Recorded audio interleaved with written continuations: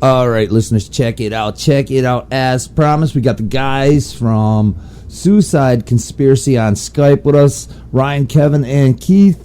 How you guys doing tonight? Yo, what's up, Billy? Hey, we're missing one guy, Mario, right? No, I'm right here. I'm Mario. Yeah, right. Yeah, no. Yeah, he's a loser. He's got to work. Yeah, he had to work. He has a big boy job. It's fucking day jobs, or night jobs in his case, right? Yeah, pretty much. Yeah, he works some crazy hours. So, guys, why don't you give us a little history on Suicide Conspiracy, man? Tell us when did it all start? When did it all begin, man? Okay, so it started out, we came out of the womb, and we were ready to be musicians. I remember when I was in, like, diapers, I got on, like, a drum set for, like, the first time and just started banging around. So, yeah, I've always wanted to do it. But nah, on some real shit, it started basically, I left an ex-band of mine. I was, like, pretty depressed. I was pretty sad that I wasn't doing anything with music. And just one day, my brother's like, yo, dude, why don't I sing and play guitar for you? At least we can jam out. So I'm like, okay. And we rented a practice studio around the corner and just started playing. And then me and Ryan were really digging the vibe, and we're like, all right, let's find a guitarist and a bass player. And then that's how we hooked up with Mario. We found Mario Scuderi. He was on Craigslist, and we just gelled like the moment we met. It wasn't even like a trial and error type thing. We're just like, dude, we're gelling. We definitely want you. And he's like, yeah, I'm down. And then we just started playing. And we started playing from like June to December, and we were really getting into it. We started nailing down basically almost all the songs we have off the CD that's coming out. And we found Kevin, and I'll let Kevin take over, and he can introduce himself and tell him how he met.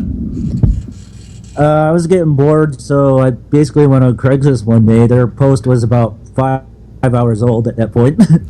Literally replied back, found out they practiced up the street in my backyard. So we met, like, I think it was the next Saturday or something. Yeah. And pretty much I was in the band after that night, after a case and a half of beer later. Yeah, we like to drink.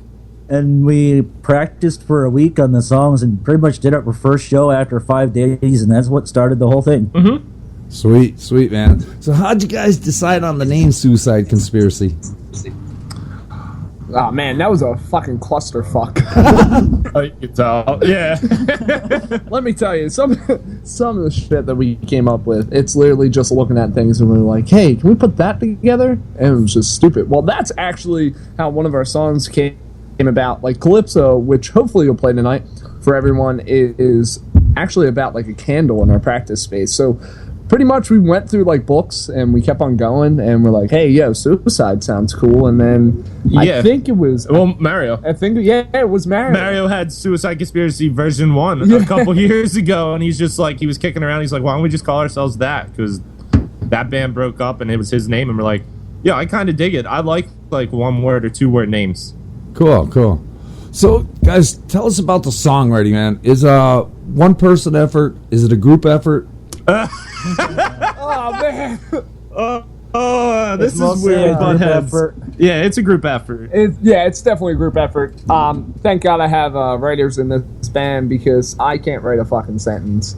And it's really bad. Like, yeah, I'll sing whatever they put out. But, I mean, yeah, we butt heads. We go at it. I mean, there's beer getting thrown. Oh, yeah, because obviously, I don't know if we mentioned before, but like I was saying, yeah, me and Ryan are brothers. So we have that, like, brother complex of, like, I'm the older brother, he's the younger brother, so he's not going to listen to shit I say, and vice versa. So I leave the mediator to Kevin to deal with that. Yeah, we pretty much throw Kevin in the line of fire. We're like, Kevin, help us.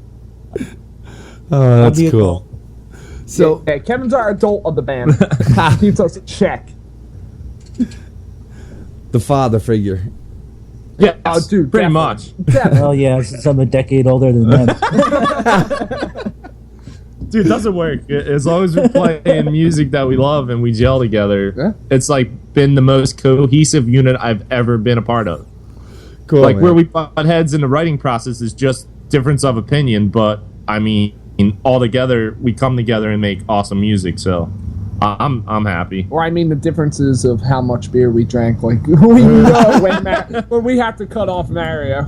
Yeah, if we ever want Mario to cover something, ladies and gentlemen, get him pissed drunk. We covered Break Stuff by Limp Bizkit. Then the next day, Kevy's like, why are we covering that? And you get him to carry gear, too, when he's drunk. Oh my god, yeah. I mean, couldn't get him all fucking bar the other night, could we? You saw him when we pushed him in the mosh pit. He's just like a little wrecking ball. Oh, shout out the Corners. Yeah, Wrecking hell yeah. Ball. Corners Sanctuary. Some of the greatest guys we ever played with. And hung Oh, out shit. with. I think every song was dedicated to Mario that night, with the exception of one. It's dedicated to Kevin's mom, right?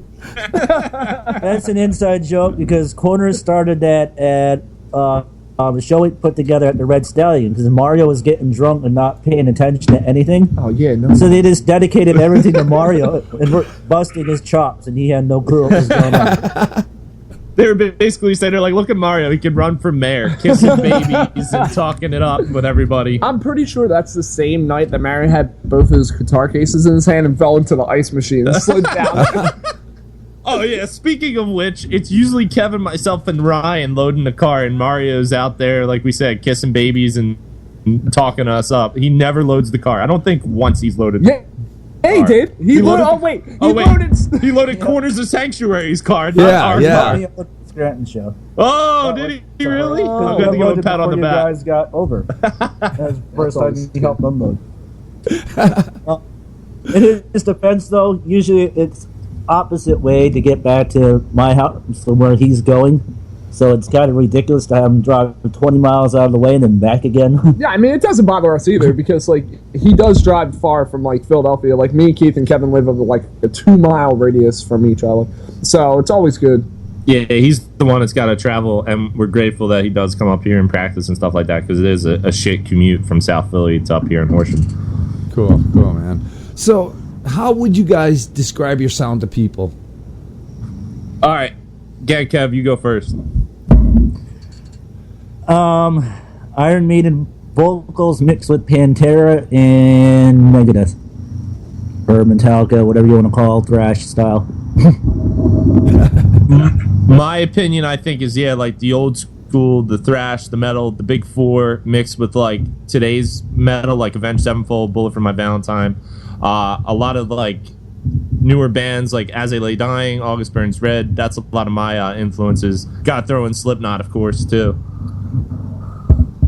So the way we would describe our band, dude with no balls singing, thrashing guitar riffs where we don't even see our guitarist's fingers play. Fast Fingers Mario. Yep, the Fast Fingers Frodo, apparently. Fast Fingers Frodo. But yeah, no, I would give it definitely like a Maiden, Megadeth feel with a little bit of screaming in there. A lot of stuff that comes from that like screaming heavy effect is from me and Keith growing up together, listening to like Slipknot and As I Lay Dying.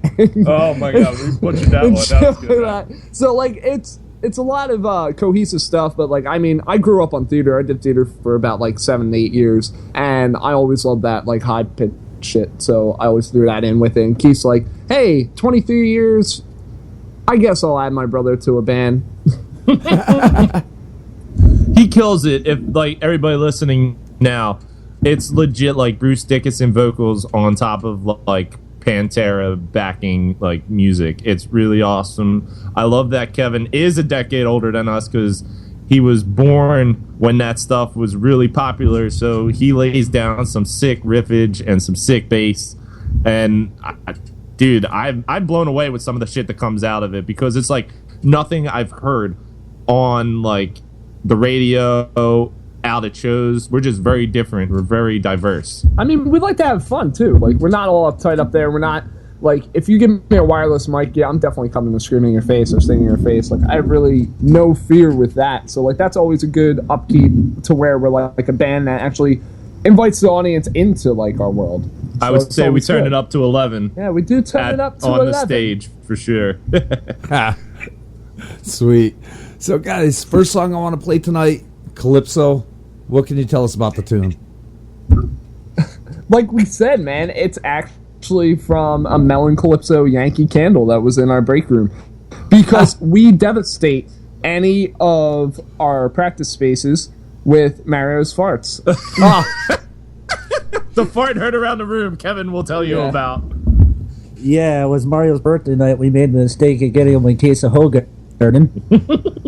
We're all sitting there jamming, and all of a sudden we all just looked at each other. Our faces turned green, and we literally evacuated the room. It went around the room. Mario's fart made a full 360-degree turn around the room. First, I was playing, and I'm trying to keep the beat, and I'm like, dude, I can't. I can't. It was so bad. It got me because like I was on the part where we like hold it out and it like went down my throat. And I was like, oh, I gotta get the fuck out. That's I where gotta the get out. candle came from because Yep, there's too that's many where the late candle- night of drinking beer. Yep, too many late nights drinking beer and farting. Oh, Jesus. All right, gang. Well, we're going to play Calypso right now. We're going to dedicate it to Mario. Mario's ass. All right, Calypso from Suicide Conspiracy. We'll be right back.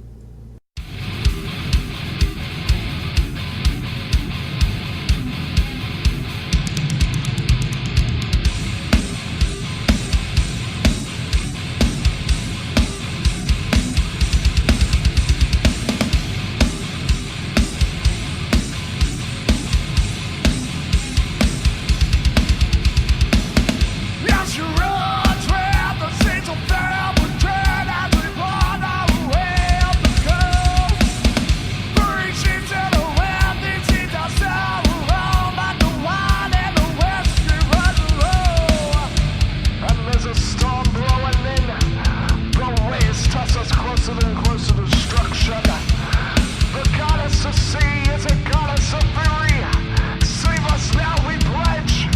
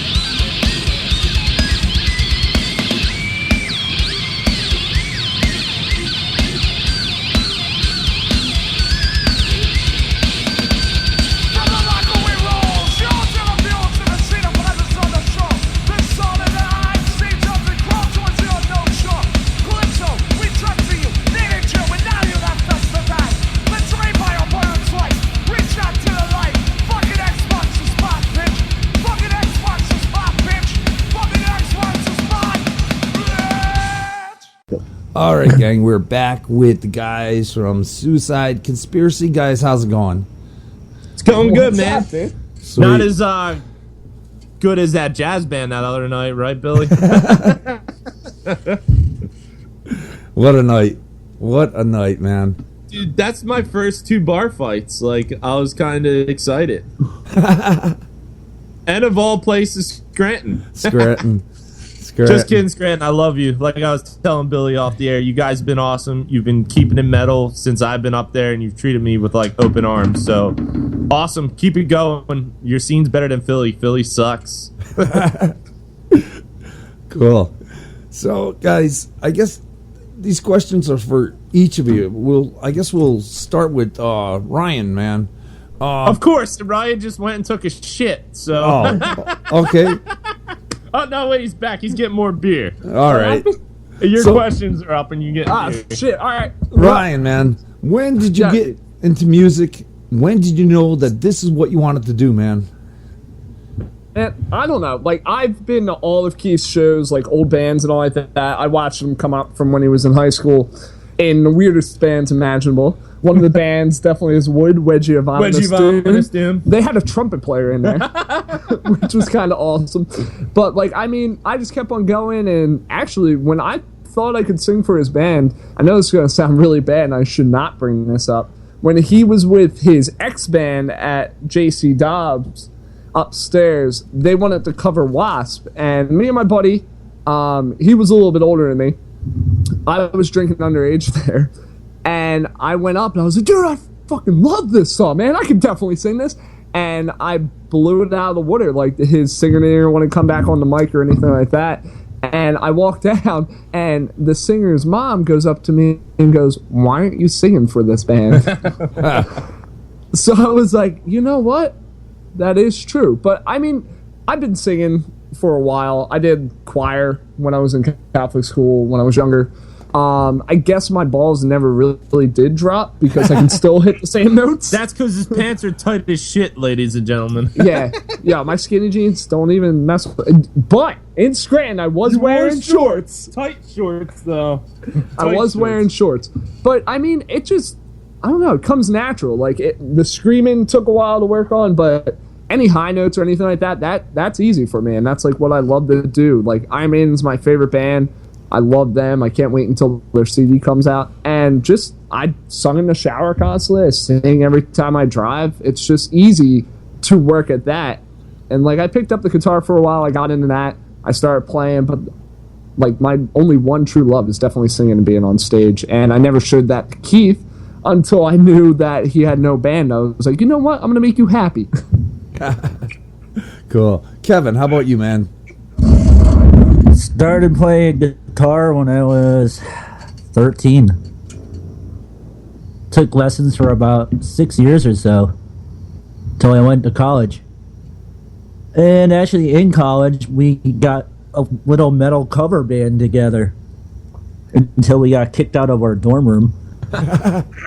But then when I went to school at Penn State, I really didn't do anything there. It wasn't until after I graduated that I moved to Philly that I met my friend Chris. Started jamming with him in a death metal band for a while. Our bassist quit, our drummer quit, so I took over on bass. I actually started on lead guitar in that band. And kind of got bored of them. It's just, they're like hit or miss, so whether or not we even practice or not. So that's when I met up with these guys and started playing bass for them, and everything just clicked. Cool. So I've actually only been probably playing bass for the last 5 or 6 years. Sweet, man. How about Keith, man? What about you, man? What's up, man? So yeah, the crazy thing is, and Kevin writes some mean riffs on guitar too, so hopefully we get them in the songs. I know he definitely has influenced Mario. Oh wait, Mario wants to say something. Oh, Mario, I got 30 guitars, and I shred. Oh, thanks, Mario. I appreciate that. I came from the Shire. Okay, so I started out in high school, and honestly, I haven't been like musically trained at all, and I was slot to be a bass player because we were thinking of doing a ska punk metal band. We're just like, all right, this guy's the drummer, you're gonna be the bass player, and such and such. And the reason it was because I had a job, so I could afford an instrument. And the drummer goes, well, I'm just gonna play on trash cans. I'm like, dude, fuck no, I'll be the drummer. And so I started when I was 16. Once I heard one, it made me want to do double bass. So I literally went out the first day I got a drum set and got a Iron Cobra double bass pedal. And I've been playing double bass ever since. And I'm 27 now, so it's been about 11 years. Oh, wow. And I'm basically self-taught. I learned everything off of like YouTube videos, watching drummers. I guess I could pick it up pretty decently. I have a good sense of timing. In the recording studio, it's actually worse, but when I'm live and shit, I can keep us on time pretty damn good. It's just the fucking metronome sucks. It took you 11 hours to do 4 songs. 11 hours to do 4 songs, dude, in the studio. 11 hours. I'm not. And then what? Then I killed 2 songs in 5 minutes, and they were some of our hardest songs too.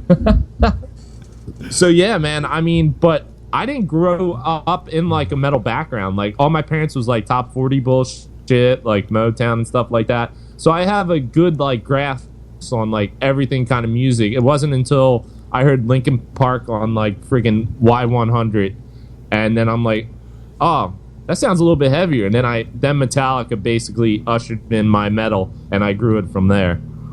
Cool, guys. Cool. So, Ryan, man, who would you say are your personal musical influences, man? You mentioned Maiden. Do you have any others? Definitely, like, I will say again, like, Bruce Dickinson is definitely really big.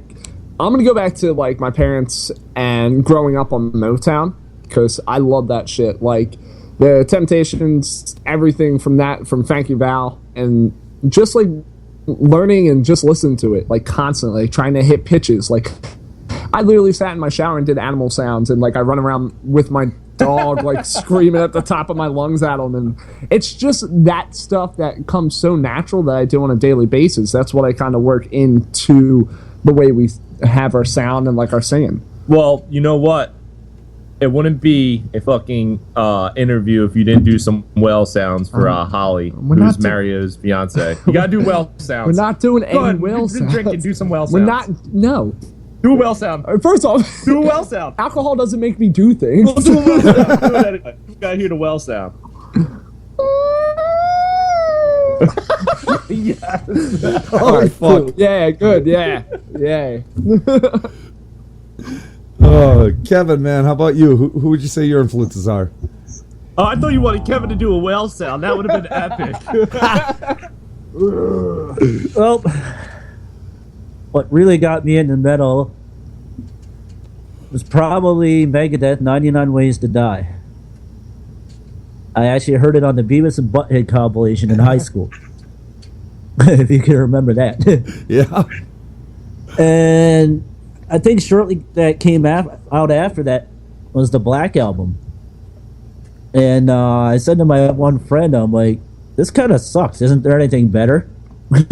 So he turned me on to Master of Puppets and Kill 'Em All. And I just went back in time from there and started listening to all old thrash. Everything from Overkill, Anthrax, Megadeth. Sweet.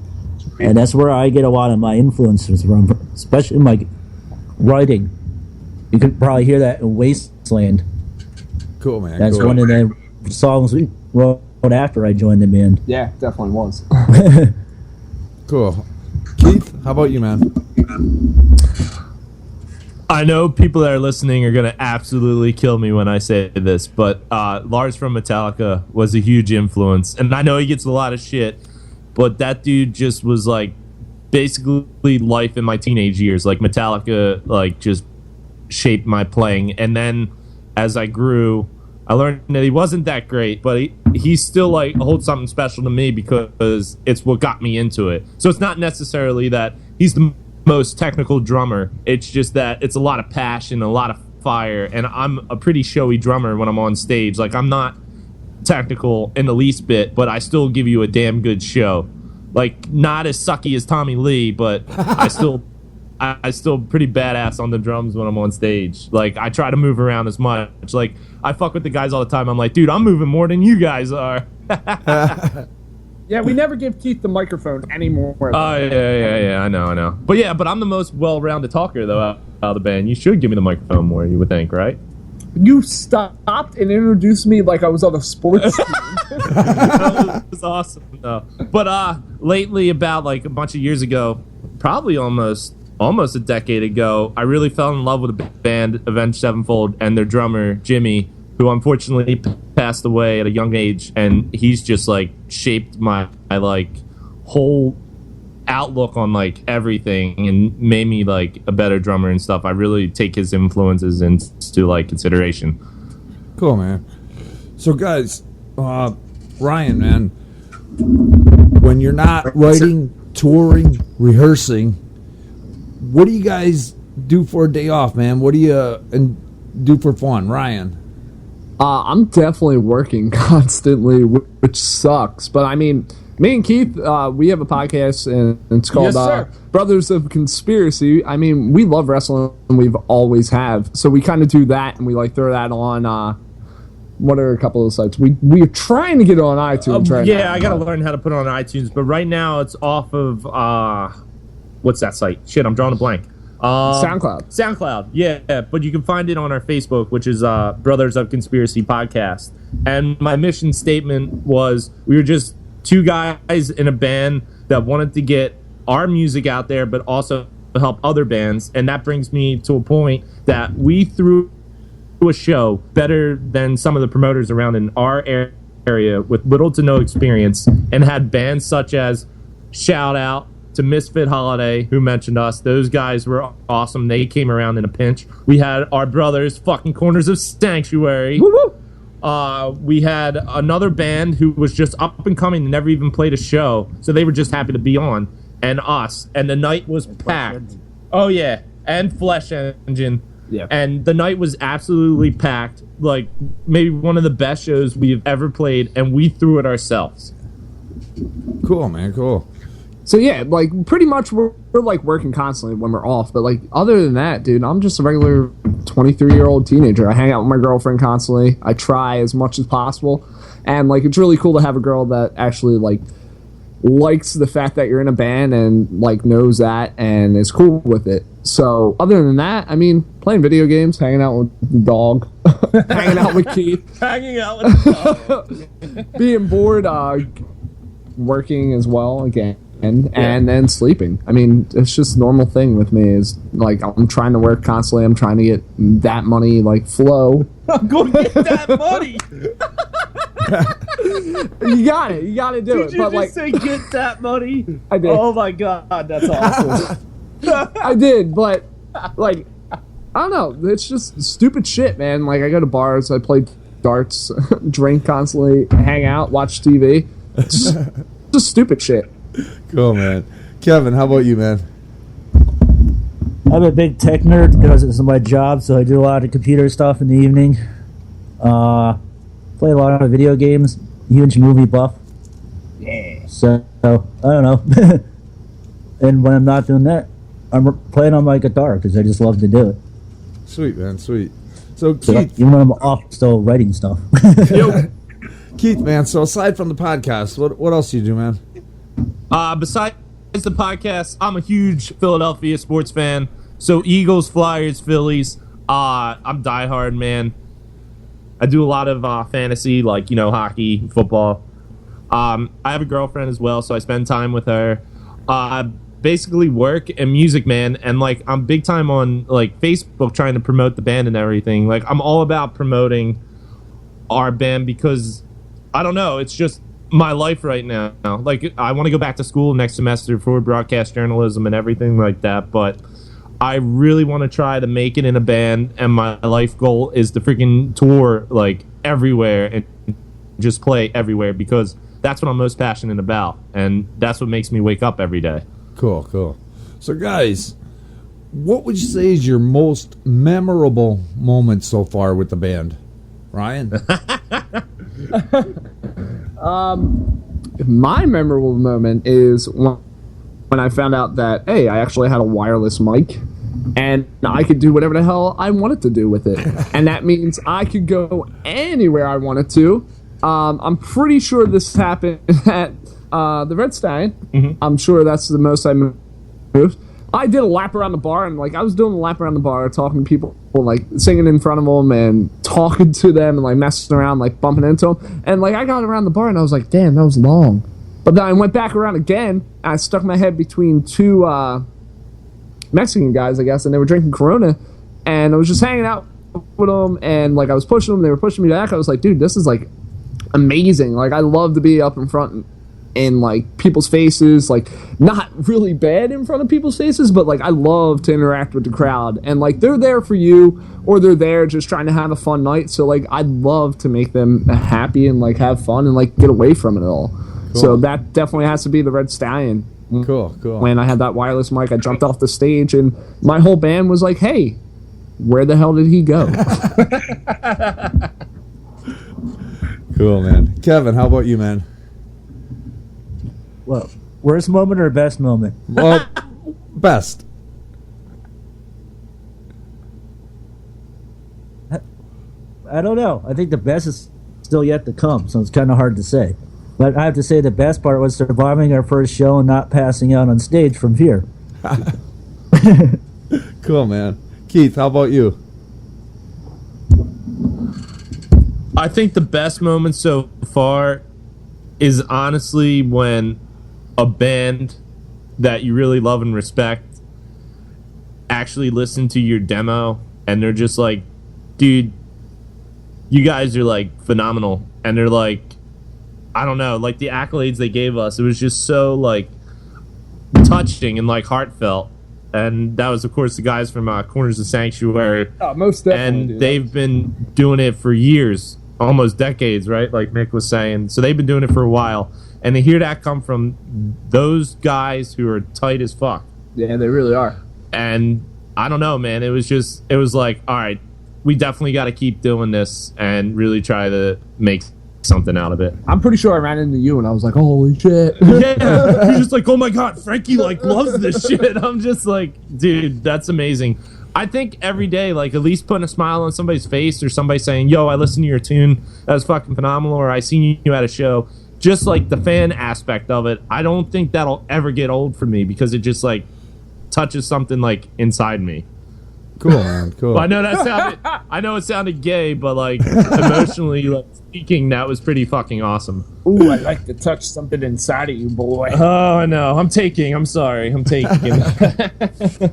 guys, let's take it the other way, man. Do you have any Spinal Tap moments you want to share with us, Ryan? I'm pretty sure our Spinal Tap moment is definitely Keith knocking out a cord in the wall to where it knocked over his cymbal, to where that cymbal knocked off Mario's pedal in the guitar, and we're all looking around like, what the hell happened? And we're just going, and like I keep on singing, Kevin keeps on playing, Keith keeps on playing, Mario's playing, and I'm like, dude, there's no sound coming out of your guitar, what are you doing? But like I think that's my moment with it, because I was like, oh shit, what am I gonna do? And it was sort of like I was trapped in that cocoon, and like that's what really reminded me of Spinal Tap when he couldn't get out, because I couldn't get out of like my dimension where I was like, oh shit, something's happening, and like that's pretty much my moment. Kevin. I don't really have one on stage. Is getting sick on the way to a show count? Yeah, man, yeah. From eating Taco Bell? Ha! That's probably my worst moment in the band so far. On stage, though, I haven't had really any mishaps, really. Cool, Well, we made man. a mistake of eating Taco Bell one night on the way to Mojo 13, where I just stopped twice on the way to Delaware and just let it out. Oh, man. Keith. It's probably my worst moment in the band. Oh man, Spinal Tap moment. Honestly, it's not a Spinal Tap moment, but it's a pretty crazy moment. It was legit last Saturday. Like that was a what the fuck moment. Are you shitting me, man? Oh, dude, like totally. We come from 2.5 hours away with Corners of Sanctuary from Philly up to Scranton when a jazz band's supposed to open for us, who's literally right around the corner. They're like an hour and 15 minutes late. They finally get there. They bring their girlfriends or something like that. The drunk dude that wants to hear metal starts with them and shit. They go outside, they start arguing. A fight breaks out. Some dude dressed like Papa Roach or some like emo fag was like out there, Roach, got his ass fucking beat and almost ran. And the drummer got ran over by a truck or something like that. So that was freaking crazy, dude. Yeah. Like that is crazy. And then the fight at the end of the night. Oh yeah, and then the fight at the end of the night. We Yep. couldn't get away from that place fast enough. Yeah, I got stuck in that. And it's a shame because the establishment was awesome. Like Carol throws in a phenomenal show. It was a great show, one of our best shows. It's a shame like not so many people were out there because they don't know us yet in the Scranton area. So Scranton, if you're listening, we will be coming back very soon. And it's a great time. Billy will attest to that. Yeah, man. You guys kicked ass that night. You play. Oh, I appreciate it, dude. You kick ass when you're angry. Oh, we were fucking angry. Oh my god, I thought Mick was gonna kill somebody. Oh my god, dude, Mick Mick was so pissed, dude. I'm just like, Mick, dude, it's just music. We just gotta go out there and kill it, dude. Guys, the next song I want to play, Wasteland. What can you tell us about it? Woo! It's like one of our favorite songs. It's also dude. one of the newest songs. Yes. That's one of the songs that we wrote after I joined the band. Yes. That's that song where we go, hey, we're gonna be tight as shit, and we're gonna make a killer show after we like open up with like our other songs, and then like that's that one that keeps on rolling and gets us like really in the mood. So like I love that fucking song. I love playing it. Cool. The song is very throwback, but it also has a big time intensity to it. Cool. All right, listeners, check it out. Wasteland from Suicide Conspiracy. We'll be right back.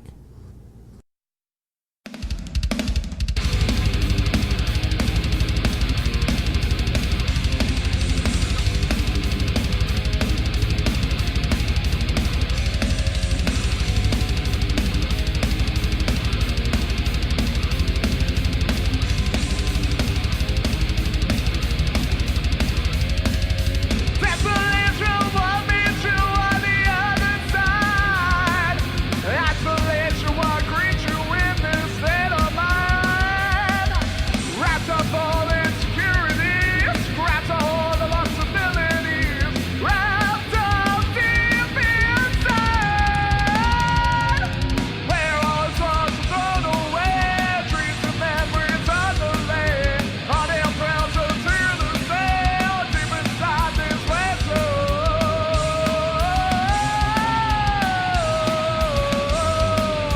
Deep inside this wasteland, deep inside this wasteland.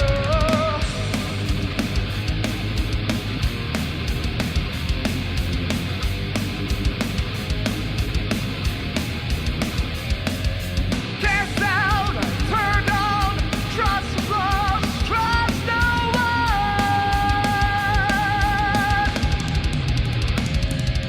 Where all the songs are thrown away, dreams and memories underlay. All the umbrellas are to the sail, deep inside this vessel.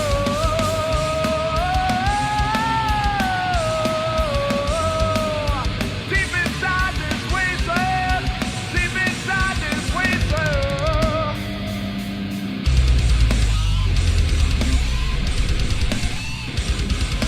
Wasteland! Wasteland! Wasteland! Wasteland!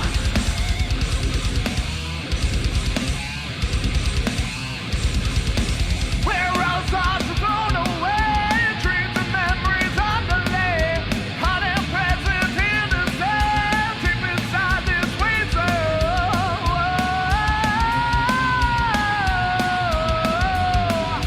Deep inside this wasteland, deep inside this wasteland. Deep inside this wasteland. Deep inside this wasteland.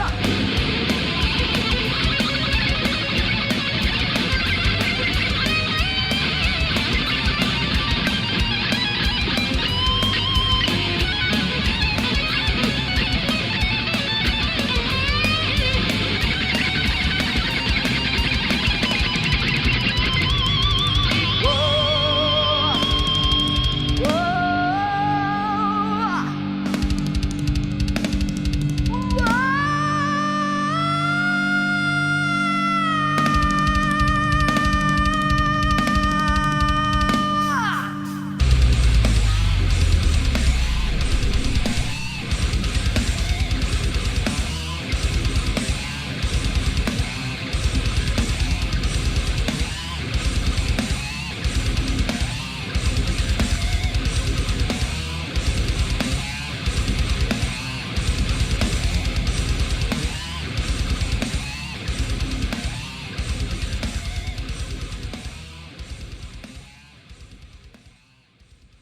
With our All right, CD gang, we are back with the guys from Suicide Conspiracy. Guys, how's it going?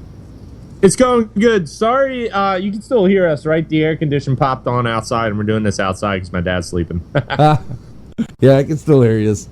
All right, cool. Oh shit, guys. So, you've been together a short while, but in the time that you have been together. Would you guys say you've grown, you've evolved as a unit? Abso-fucking-lutely. Yeah, I will definitely take this one.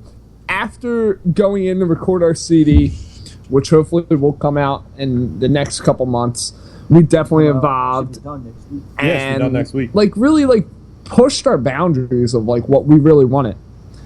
And the fact is, with everything that we knew that we had, we definitely got better and like definitely got tighter.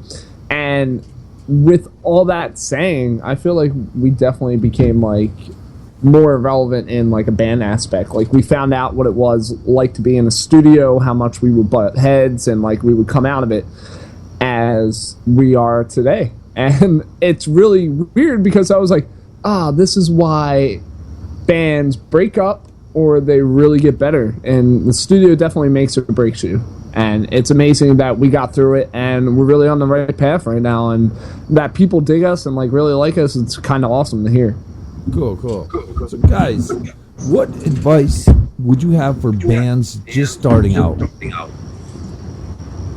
right, I'll throw that to Kevin, and then we'll go round table on it. Practice. Make sure you're ready before you go out and do your shows. Make sure you have your comfort zone and what your material is, because it makes a big difference when you're on stage.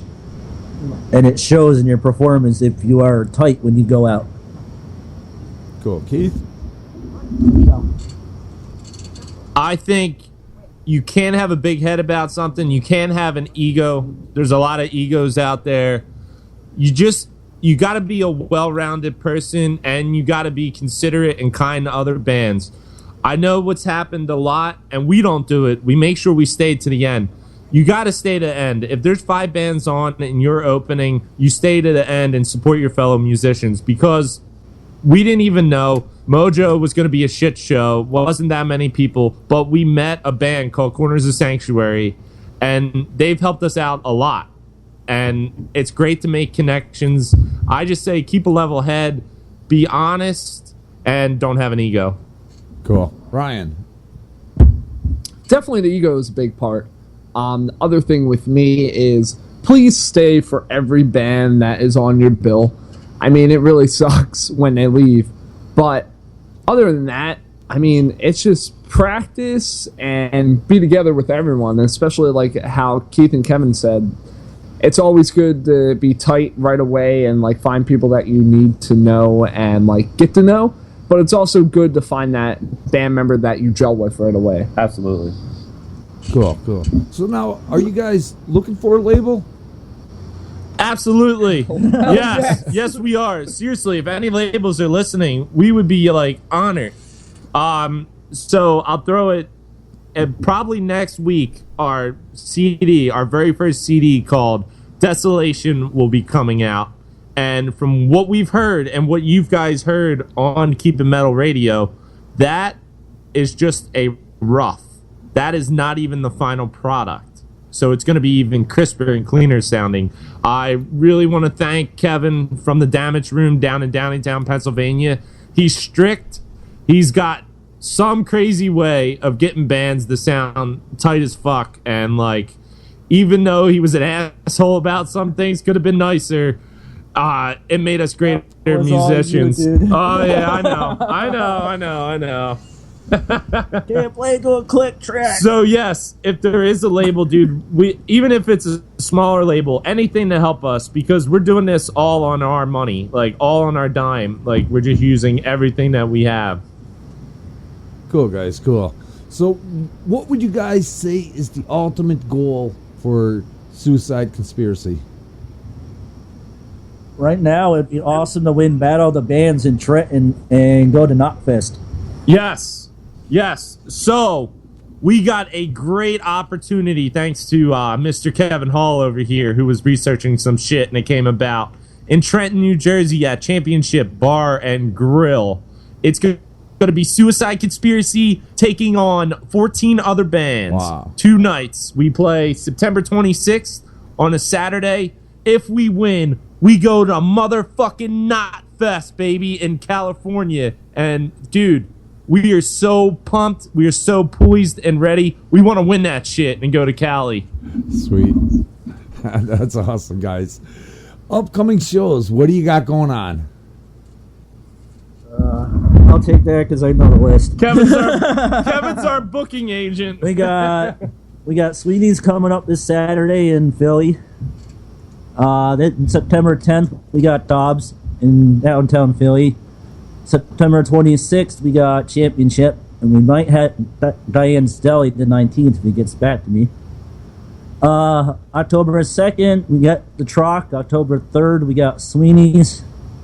October 6th, we got the Metal Fest with Corners of Sanctuary and Admore. Wrecking Ball! Yeah, Wrecking Ball. We're playing night one of that on Friday night. We got a Halloween show. And then we got a show November 14th in Oddity Bar. And that's as far booked out as we are right now until November. Cool. So you guys are pretty busy. Damn. Yeah. We love it. Oh my God, we hardly have any time to practice anymore. Like the shows have been like practices basically, which is great because we've been keeping it tight. I've never been in a band that's played this much out, and like it's a testament to our hard work, and it's a testament that people are seeing what we can do, and they want to book us. Like literally, we started out of like, oh, how are we gonna get shows? And then one booker was a bunch of bands dropped off and added us to a show, and it's just been a whirlwind. Like literally, we play a show almost every week, sometimes two. And sometimes 3 in 24 sometimes hours. 3 in 24 hours. We played for a band that literally dropped off in the beginning. We opened the show and closed the show, and that's tough being a original band to where we're like, oh shit, we just got to play our set like backwards. Where can the listeners find Suicide Conspiracy? You can find Suicide Conspiracy on Facebook.com, Suicide Conspiracy. You can listen to some tracks by following Brothers of Conspiracy podcast on A Facebook. couple of samples right now on Reverb Nation too, but once the demo's coming out, it's going to be on Bandcamp Yes. and hopefully other venues too. Yeah, once we get that CD out, we're going to get it everywhere. I know Mario was looking into disc makers, so hopefully we get on iTunes and a bunch of other places like Google Play. Yeah, we'll definitely push out our CD in like any place that we can get it. Especially like if, like you said, we're definitely looking for a label. It doesn't matter if it's small or anything like that. We're trying to get out there. We're trying to play pretty big places because, like, I mean, that's where we shine. We love to do it. Even if it's at a bar and we're playing to a bartender, we'll still play to like we're playing to 1,000 people. Yeah, if you can get out to the Trocadero show, that's going to be our biggest show. We're on the main stage, and I promise we're going to do something epic because just how our music's crazy, we like to put on an epic show. So hopefully we'll have a lot of bells and whistles to that show. Sweet. Well, Ryan, Kevin, Keith, I want to thank you guys for calling in tonight and hanging out with us. Thank you, guys. I appreciate it. Mario says he appreciates it too. Yeah, I'm Ryan. Oh, we forgot about the singer, the most important part of the band. Oh, man. Billy, it's been an honor, dude. Thanks for having us on, man. We appreciate it. Yeah, definitely, dude. Big Guys, thank you. You're welcome back anytime, man. Last song I want to play tonight, Stars and Stripes. What can you tell us about the tune? America. Well, yeah. Like Keith said, yeah, America. No, it's about like standing up for like what's shitty in this fucking world and like dealing with a lot of shit about everything with like politicians and all like that. We throw that in. It doesn't really matter. You can pretty much put your own twist on it. But it's a really fun song to play. It's a lot of different technical stuff with singing. It's a lot of technical stuff with drum and bass and guitar. We love playing that. Like, we do open that a lot. But, I mean, if you come to this Trocadero show, just wait because we're going to blow it out of the water. Sweet. All right, listeners, check it out. Stars and Stripes from Suicide Conspiracy. Guys, thanks again. Hang out in 1 second.